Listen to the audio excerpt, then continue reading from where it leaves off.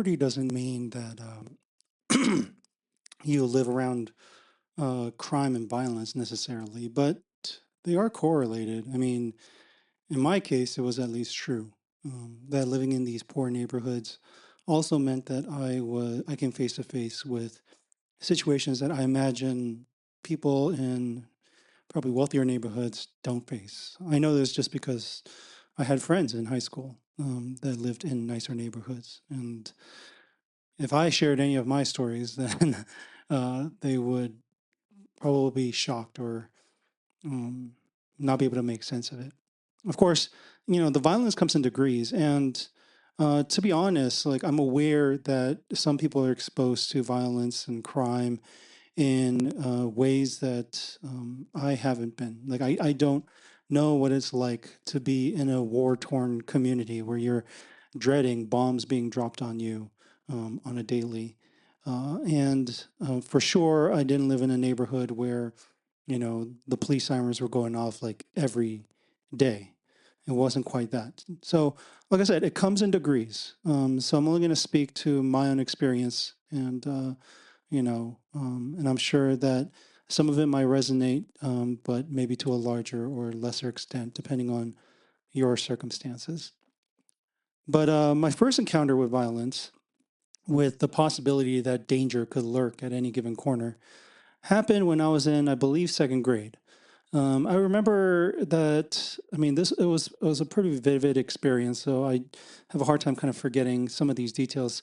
And I might get some of the details wrong, but I do remember that my dad had recently purchased a car. It was a minivan. I think it was a Dodge Grand Caravan or something like that. And was going back and was had purchased it and was bringing it back home to pick up my mom, my brother, and myself to take us to church. So this is back when we were in Koreatown. It was in the evening. The sun had set, so it wasn't there wasn't light out, but it wasn't like pitch black because you had street lights. But street lights were street lights. It only lit up a certain few areas. My mom wanted to wait us to wait outside. Knowing what I know now, that probably was not a smart idea. Um, but if you understood, if you knew my mom, then it would make a lot of sense because she is not the most aware of her situation. She doesn't have that quality about her. So, she might not have been very aware herself of the kind of potential danger that she was placing us in. I mean, it's not like we lived in a safe area. It was a section of Koreatown that had regular break-ins and assaults. Like, I mean, hell, I remember our home in Koreatown was broken into at least twice that I know of. My dad, wise or not, chased the perpetrators in both cases to no avail. Apparently, he was running around at one point, just around the block again and again. And I think they just stole some silverware or something before he heard something downstairs, caught them, and then tried to chase him down. Um, my mom should know that that area is not safe because she had cash straight up snatched from her hands. And this was just down the block. I mean, it was in broad daylight and nothing happened because, like, I don't know what about this group of people, but I do remember that there was like an apartment complex that was down the street, just a few doors down. And there are always people loitering out there during the day. And, I think, like, I don't remember very well. I just remember that there was something like a feeling I had that there was stuff going down there that, it wasn't normal people going to, I shouldn't say normal, but it wasn't people like just going to their normal 9 to 5 jobs and come back home and just, living out their lives. There was some sort of activity there that was probably illegal happening. I think I just heard through the grapevines that that was not an area that I should actually walk to as a kid. If I were to stay away from an area, it would be down the street in that direction. The other direction, not as bad, but that direction, not the safest. Um, so, like I said, my mom, I mean, she's experienced all this. So, my mom clearly isn't the best at being aware of the situation if, she's letting us just stay outside in the dark, waiting at night for a car to come pick us up. The point is, it was not the kind of area where you probably would think to stay out there and feel particularly safe. You shouldn't probably walk around alone at night. Maybe in a group it'll be a little bit better, and within certain stretches of the street, maybe it'll be okay. But for the most part, probably not the place you want to just like, loiter around at night in the dark. And here I was with my mom and my brother. My brother at the time, if I was in second grade, man, he was like in kindergarten, maybe, yeah, around kindergarten. We're waiting outside. Immediately, we noticed that there's a man carving into the plastic trash bins. You know, the ones that you leave outside for trash pickup. So I guess he was carving into the ones that belong to our home. And my mom, being who she is and completely unaware of situation, decides to confront the man and says like, "Hey, you shouldn't do this. This is not okay to do." I don't remember the exact details of what happened after that. What I do remember is that this man turned the knife towards us, telling us that he'll do whatever he wants to.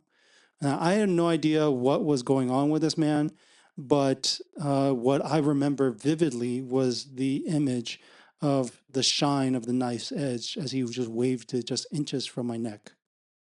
Right? I mean, he wasn't like putting it up against my neck, but he was just waving around that close.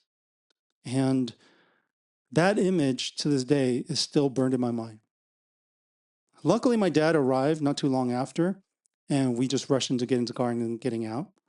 Um, but this became a theme in my time at Koreatown, and then again later when I was in Colton. The thing is, most of the time, there wasn't anything particular going on. It's not as if like these areas, there's like crime going on every 10 seconds, and then the police will have to come like, every month. Especially in the daytime, for the most part, people are just doing whatever they do in the day. And nighttime is actually fairly, most days, it's no big deal going on. If there's any domestic issues in the home, that's a separate issue.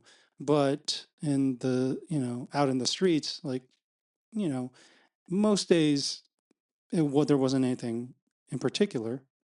That's not how violence left an impression on me. It was not anything that was like on a daily, but rather it happened enough that you couldn't deny that those things, those events were real possibilities. Not in theory, not on the television, not something that's happening elsewhere, but in your own front yard, that this is a real possibility.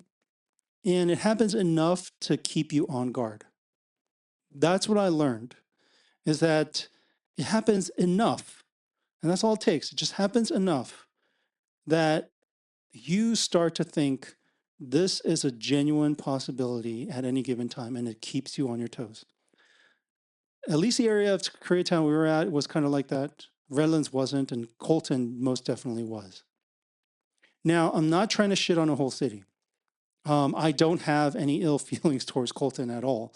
I mean, I hated the area, but mostly it was because of my own frustration with being poor and my issues with family and the unbearable heat in the Inland Empire. Just my shitty life that I just really did not like at the time.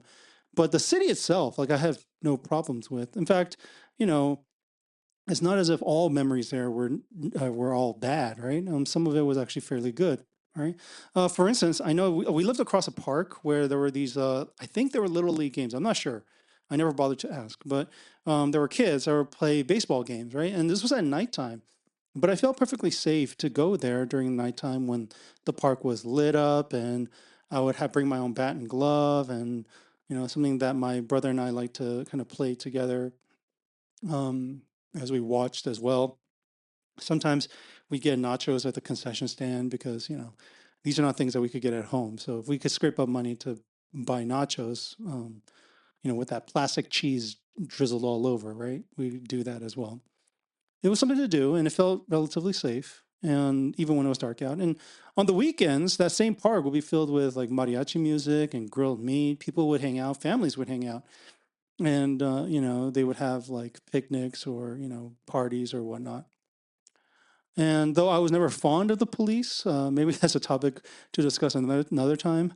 My uh, attitudes towards the police weren't too far away, and I remember my parents trying to build good relations with them.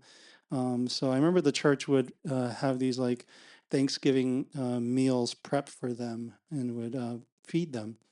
And I think it was to try to build some good relations there, um, because they weren't too far away. At the same time, it was that very same street that we lived on where the police had to come knocking on our door to ask for witnesses to crimes, right? Once it was for stabbing at the park. Um, it happened in broad daylight. Apparently, a couple people got at it. One person stabbed another person in the ear, and there's just blood all over the tree trunk. You can see the police tape wrapped around that area. Another time, there was a drive-by shooting, and apparently, our home was one that got hit with at least one stray. I don't remember if there were more. I just remember that, it happened late at night when we were all asleep. Uh, I don't know if anybody realized that that's what it was. Um, but when I saw the bullet hole later on, I just thought, man, a foot higher and to the right. And if I was in the living room, which sometimes I was, I slept in the living room at night, and that could have been me that was hit. Then there was a church member who ran a small drive-through milk store a block away. It was on the same street. You could actually see it from our house. And they wanted to know if we saw anything. I mean, he was held at gunpoint in broad daylight. He's an old man, visibly shook. I think he retired not too long after that. Um, you could tell it took a toll on him. And it didn't take too long once he closed down business for that building to get tagged up. And that was a reality I lived in. That's the reality that everyone there lived in.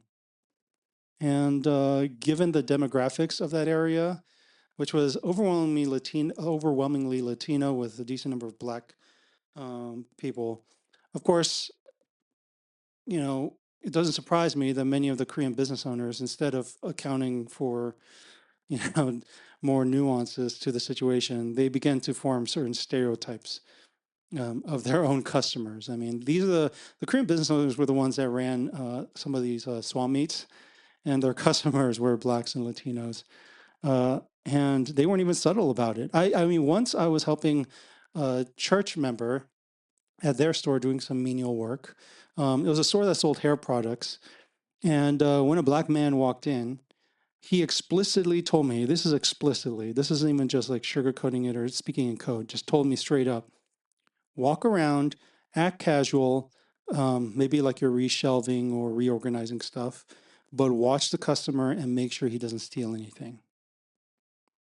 And I'll say this, if any Black and Latino person felt like they were being watched while they were shopping at one of these mom and pop shops that, Koreans were running, uh, if you felt like you were being watched, you're not paranoid. Like it was a thing that actually happened. I'm guessing they actually were watching you. On a side note, this is also why when the LA riots broke out after the Ronnie King beating, I had a hard time empathizing with the Korean store owners who had their shops looted. It's not that I thought like it was okay to just like loot whenever you felt like it, but I was well aware of the racial tension and why it was building up, and particularly why Blacks and Latinos might have been felt like they were being discriminated against or profiled when they were shopping in these Korean-owned liquor stores. Okay? They weren't imagining things. It was there, right? Um, I also think that people forget that, and I think it was before the Rodney King beating and all that kind of happened. There was also the case of a Korean liquor store owner who was let off with just probation after shooting Letitia Harlins, I believe was her name. It was like a 15-year-old Black girl, and shot her in the back. This was not self-defense. They shot her in the back, right? That was a Korean immigrant community that I knew all too well. And so for me, I felt a lot of tension in supporting the Korean community through any of this because it's like, well, you know, you bought into a lot of these stereotypes and you acted it out, and I could understand why Black and brown people felt like they were being treated a certain way by not white people, but by the Korean community that served these areas. At first I couldn't understand what the fuck was going on. What was wrong with people? When I would see things like this, I was like, why are you doing this? Like, why would we who all live in shit want to just add more shit onto each other's plates? I think maybe some of this had to do with my dad's influence. He grew up in the countryside of Korea where, they didn't have much, but there was a strong sense of community. I didn't see that in when I was in Colton.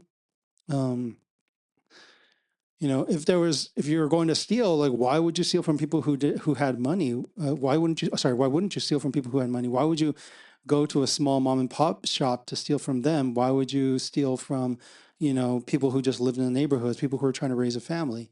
If you were going to run a business in this area, why would you not want to build relationships with the community instead of being so accusatory towards the people who live in that very community you were trying to sell to? Like, why was everyone just out for themselves and willing to do all kinds of shady shit and hurt each other, lie to each other, steal from each other to get what they needed? I don't have an answer for that. I'm just saying that these are thoughts that have crossed my mind a lot. And, at the time, I just thought humans were naturally selfish. Other times, I just thought maybe, we just needed a common enemy or something to come together and fight against or something. I don't know. All I knew was that the store owners would think the worst of their customers, and the customers would think these Korean store owners were racist assholes. And, um, you know, in some sense, I think everybody was in the wrong to some degree. What I did know was that my dad made me read so many biographies and history books because he thought that's a way for me to gain wisdom. And the thing that was clear to me was that people use and form these stereotypes very easily. That, we as humans tend to not ground our beliefs in truths. That everyone needs to just check themselves and be humble and slow the fuck down before making any judgment calls about the other person. Why do I bring all this up? Well, what I see now that I wasn't seeing then was that everyone was a product of their environment to some degree, to a large degree. I mean, it should have been clear to me. I mean, at least in that I knew that I was angry because of my life circumstances and that I stole and lied and cheated because I was pissed off at the world for being in this sort of situation. So why wouldn't it also apply to other people? I'm sure I wouldn't have been as angry or would not have acted out in the same way if I had been given different opportunities. I never wanted to be the way I was. I never wanted to be angry and resentful. It's exhausting. It's exhausting and it's painful. It takes a lot of energy to be angry. And some of the things you see and experience start to color your entire perspective of the world in a way that if you don't actively combat it, it just kind of is there. It's the default mode. And it was true for me. Like, I don't know why I didn't see back then that it was probably true for everybody else there. I mentioned that knife being swung in front of me in second grade. I don't know if it started then, but, philosophically, I've always accepted the idea that anyone can die at any moment. It's not some um, grand or novel idea that humans are mortal and life is not predictable in many ways. But I don't know many people that actually live it out on a regular basis. Like that idea becomes a part of just how they live it out. And I wonder if that's the difference between, acknowledging as it as some sort of theory versus having it just part of be the way that you live your life. I imagine it's hard to plan for the future if you think that there's actually a decent chance. If you really believe in the way that you make decisions about your life, you really believe that there's a chance that there's no tomorrow, a chance that you could die at any moment.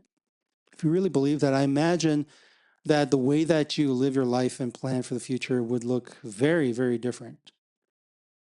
When that drive-by happened, I was both angry at my parents for letting me live in that kind of a neighborhood, but it also embedded me with a sense that tomorrow just isn't promised. And That's kind of how I felt with the people around me. Or we just all lived like that. There was no tomorrow. There was no planning long term, whether it was about our education or career or finances or even the consequences of crime. It was hard to, anyways. It was hard to plan long term. It was hard to plan for the future because when the future is that unstable for you, like then you just become open to doing things that give you what you need in the here and now, to the point that maybe it seems irrational if you think of it in long term, right? If you think about it in the long run, right? Things like assaults, robbery, murder, drug use, or drug dealing, right? These are all on the table when tomorrow is not a concern. Why would I worry about drug overdose if today might be the last day I get to live and enjoy my life? Why would I worry about getting caught tomorrow for a robbery when I need stuff now? Why would you worry about anything in the future? Why would you even be thinking about it and planning for it? Might as well just try to do what you can do now. Death at that point is no longer a theory. It's just a reality that you face every day. And viewing the world through these lenses makes you want to, or at least capable of doing a whole lot of shady shit. A whole lot. Just think about this, right? Like if you thought that there was no tomorrow, I mean, I've seen these like, movies about the world ending, right? Or you have like pending apocalypse or something, right? And look at how people act when tomorrow isn't promised. They will engage in all kinds of risky, atrocious behaviors towards one another. And so there was a time when I was absorbed in the music of DMX and Eminem, if any of you are familiar with them. Right? I mean, I love hip hop as an art form just generally. There's a lot in hip hop music that kind of spoke to me in my life circumstances, right? But the MCs who spoke honestly of the darkness that consumes them, those MCs, they spoke to me in a much, much deeper way, right? I mean, like I have respect and love for, the Jay-Z's and Nas's and Tupac's of the world. Um, Outcast. I was a big fan of Outcast. They all painted vivid pictures of growing up and dealing with life struggles and what they observed in a broken world around them. And, a lot of them also spoke of how to uplift both themselves and their community. I became at some point a huge fan of Most Def, Yassine Bey. But DMX and Eminem were different. They spoke heavily on the darkness that resided within themselves. I mean, there would be days when I would just listen to DMX's prayers and his songs conversing with the devil. He has a string of these songs. It was a theme across his albums, right? Where he would have these conversations with a personified devil that's tempting him into doing all kinds of things, right? Or then his prayers, right? His prayers would break me down. Like I'm not joking when I say like DMX was like my spiritual leader in some ways, right? Like his prayers like moved me, broke me down, brought me down to tears. Like I mean, the what was interesting about his discussions of that internal struggle was that the darkness wasn't on the outside. Like his circumstances had him facing these demons, but these demons were dialogues that he was having internally, right? The darkness found a home inside himself, right? And that's what I felt when I listened to DMX. I felt the same way of, like I was thrown into a world that I didn't have any control over, like what was going on around me. But what became clear at some point was that the stuff happening out there found a home inside me and it became a part of who I was. It became a part of the way that I viewed people. It became a part of the way that I viewed the world. It became part of the way I viewed society, organizations, governments, police. Like it shaped a lot of my perception, true or not, it shaped a lot of my perception of the world because it wasn't just stuff happening out there and my internal world was somehow immune or isolated from it. No, like that became a part of how I started looking out into the world. Eminem did the same thing for me as well, right? I remember when Eminem first came out, so many people were all up in arms about his violent and misogynistic lyrics, right? Look, I'm not going to try to justify anything that he has said in any of these albums. I definitely don't endorse anyone doing a lot of the things that he speaks of in his music. I mean, specifically, I mean, there's a lot of, I'll be honest with you, I love Eminem, but there's a lot of bad albums that Eminem has put out. But the ones I remember hit me hard when I was young was the Slim Shady and Marshall Mathers LP. If you ever listen to the song Kim, right? I think that song must have been banned from some of these countries. Like that is a disturbing ass song, right? Um, I'm not even going to try to recap what happens in it, right? So I'm not trying to say that anyone should go out and do these things, right? But I want to point something out, right? What resonated for me was just how he would describe his living conditions, what he grew up in, what he observed from his mom, and drug use, the violence, the poverty, living in a trailer park, right? And you could see in his music just how much it shaped him. It shaped his, the rage that he felt. It shaped the way that he, um, you know, you know, would feel towards people in his lives, like the way he felt towards his mom and the mother of his child. Even if you wanted to keep all this stuff away from you, because you live in it, like you just can't escape it. It becomes normal. It becomes expected, and eventually, it just becomes part of your internal world. It just colors the way you view everything about the world. It's just you can't not be impacted by seeing all of this happen on day-to-day basis, and you can't deny its impact, especially when it's happening to you at some of your most formative years in your childhood.